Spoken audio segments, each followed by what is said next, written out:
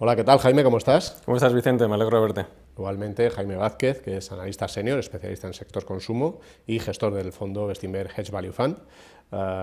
Bueno, hemos visto, desde la entrevista que hicimos el mes pasado, un mes espectacular en el comportamiento de los mercados, a raíz sobre todo de la vacuna, ¿no? Con subidas muy importantes. ¿Cómo lo habéis visto vosotros? ¿Cuál es vuestro balance? ¿Y cómo lo han hecho vuestras carteras en este tiempo? Efectivamente, ha sido un mes muy positivo. La vacuna ha sido un factor determinante de ese movimiento, pero también me gustaría resaltar las elecciones americanas. El haberlas dejado atrás, yo creo que también ha eliminado un foco de incertidumbre que pesaba sobre el mercado. Efectivamente, ha sido un mes muy positivo para todas las carteras de Bestinver, que han sabido beneficiarse de la rotación del mercado hacia sectores más cíclicos y empresas que lo habían hecho peor por la pandemia.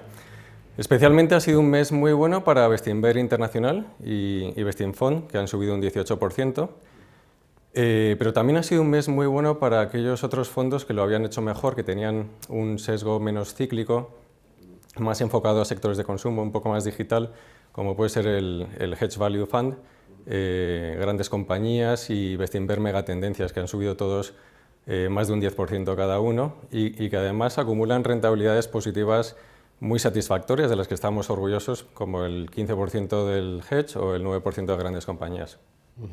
Se habla mucho en el mercado ahora de esta gran rotación, ¿no? Después de muchos años de comportamiento mucho mejor de growth y más tecnología y demás, a valores pues, más olvidados en estos últimos tiempos. ¿Cómo lo habéis visto vosotros? Efectivamente se habla mucho, ha sido un fenómeno muy marcado en el mes de noviembre, pero ya veníamos hablando de eso desde nuestra conferencia, por ejemplo, en el mes de septiembre, la conferencia de inversores o la última carta trimestral. Veníamos hablando de que el mercado se encontraba tremendamente polarizado, con valoraciones relativas extremas como no habíamos visto nunca en nuestras carreras profesionales. Me parece que Tomás ya en septiembre, en esta entrevista contigo, mencionó que ya en el tercer trimestre estábamos asistiendo a una rotación quizá todavía tímida, que necesitaba de un catalizador para que fuera más profunda o más intensa, y ese catalizador ha venido en el mes de noviembre en la forma de los anuncios de las vacunas, con unas eficacias más o superiores a las que esperaba el mercado o las que se esperaban, y trayendo pues, la expectativa de que la recuperación económica fuera más rápida, la recuperación para aquellos sectores que se han visto afectados fuera más rápida de la esperada, ¿no? Y beneficiando a los sectores también que son más dependientes del ciclo económico, ¿no? Por lo tanto, se puede decir que la rotación tiene sentido, efectivamente, pero me gustaría hacer alguna puntualización. Primero, que el 2021 todavía va a ser un año complicado desde el punto de vista económico, sobre todo la primera mitad, y que seguirá afectando a esos sectores afectados por la pandemia, y que las economías occidentales están lejos de ser bollantes. Pero en segundo lugar, me gustaría, y más importante todavía, hacer hincapié en que este año ha habido cambios estructurales que siempre hay que tener en cuenta, ¿no? Me estoy refiriendo en concreto al gran avance que ha tenido la digitalización en distintos ámbitos de la economía, que no es un fenómeno temporal, es un gran paso estructural sobre el que se seguirá avanzando en los años posteriores. Es decir, la rotación tiene sentido, pero no hay que olvidarse de los cambios estructurales que han tenido lugar, ¿no? ¿Habéis hecho cambios en las carteras a raíz de estas noticias que hemos surgido, sobre todo sobre las vacunas? Sí, vamos, como siempre, utilizamos la volatilidad del mercado para intentar comprar buenos negocios a precios atractivos, y eso es lo que creemos que hemos hecho en el tercer trimestre. Hemos aumentado exposición a sectores industriales, hemos construido una nueva posición en Smurfit Kappa, hemos aumentado exposición a sectores como autos vía Faurecia, vía Peugeot. En sectores de consumo y TMT hemos utilizado la volatilidad para aumentar exposición a HelloFresh, a compañías como Tencent, como Siltronic, como Samsung. Por el lado de reducciones hemos tomado beneficios en alguna de las de Food Delivery, que lo habían hecho muy bien. Nos hemos salido de Zooplus. En el hedge hemos hecho los mismos cambios que acabo de mencionar en consumo, en Food Delivery, HelloFresh y Zooplus. Y también hemos entrado en Grex, que es una compañía británica que ya tuvimos en su día en 2016, ¿no? Hablando del hedge, el fondo está en positivo en el año, claramente en positivo, además en máximos históricos, ¿no? ¿Cuáles han sido un poco las claves? Efectivamente, ha sido un año bueno para el hedge, estamos en un 15% de rentabilidad neta, pero me gustaría resaltar que los últimos 5 años también han sido muy buenos, con rentabilidades de doble dígito de media en los últimos 5 años, ¿no?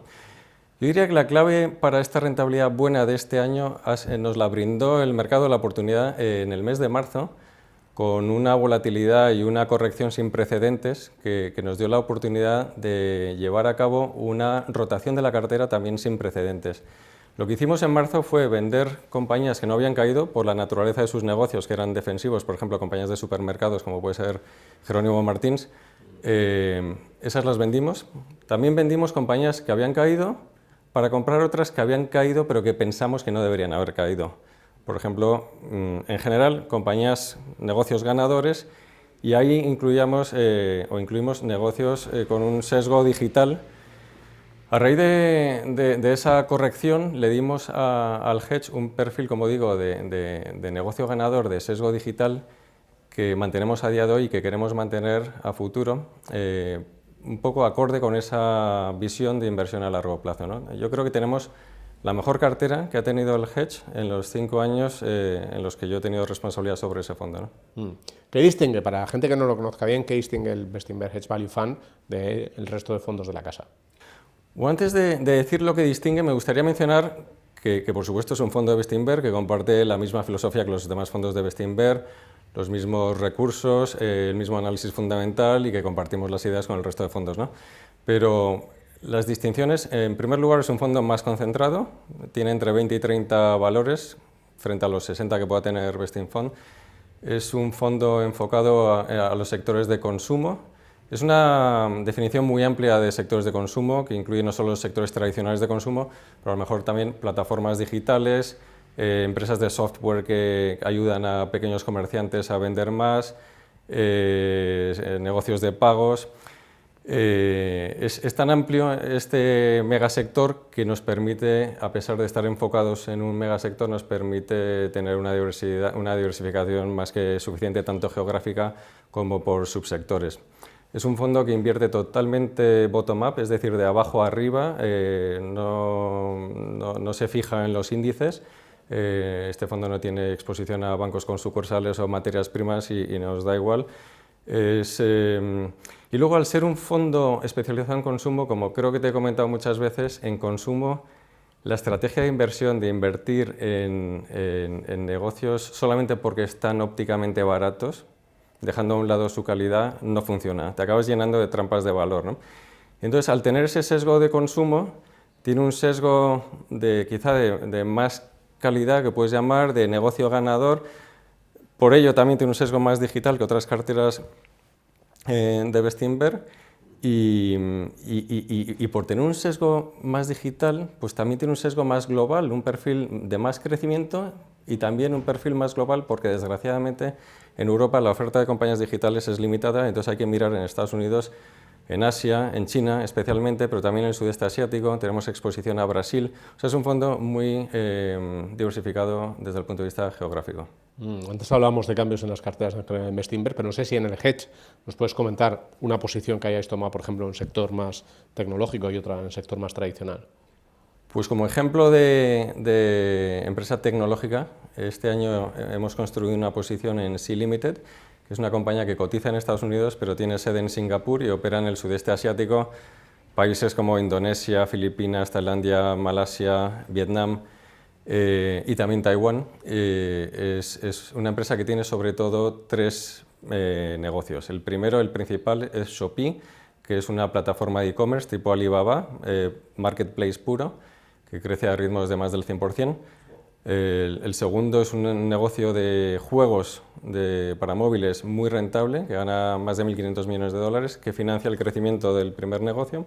Y luego tiene una pata más incipiente de pagos, que es la base sobre la que se desarrollarán servicios financieros. Tiene a Tencent como accionista y creemos que es una inversión que vamos a tener años en el fondo. Lo ha hecho muy bien, la verdad, desde que la incorporamos a cartera. Y luego, como ejemplo de compañía más tradicional, pues Greggs, que he mencionado antes, es una compañía británica que opera cadena de tiendas de cafeterías, de comida rápida, de takeaway, un negocio muy bueno, con un equipo gestor muy bueno, con un balance con tesorería neta, que por supuesto es una compañía que ha sufrido mucho durante la pandemia con las tiendas cerradas, pero que ese balance les permitía aguantar un periodo de cash flows negativos.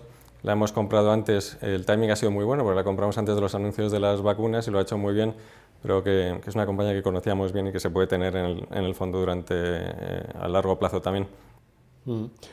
¿Cómo estáis viendo el tema del sector del turismo, ¿no? Realmente es un sector que ha sido muy golpeado y con la vacuna mucha gente está diciendo, bueno, volverá la actividad pronto y realmente las valoraciones estaban totalmente deprimidas. ¿Creéis que hay oportunidad o todavía que sois prudentes? Bueno, yo creo que desde el punto de vista puramente humano, lo primero que queremos hacer las personas cuando haya seguridad sanitaria va a ser volver a interactuar entre nosotros y volver a viajar, a hacer esas cosas que no hemos podido hacer. O sea que sí que tiene sentido desde ese punto de vista.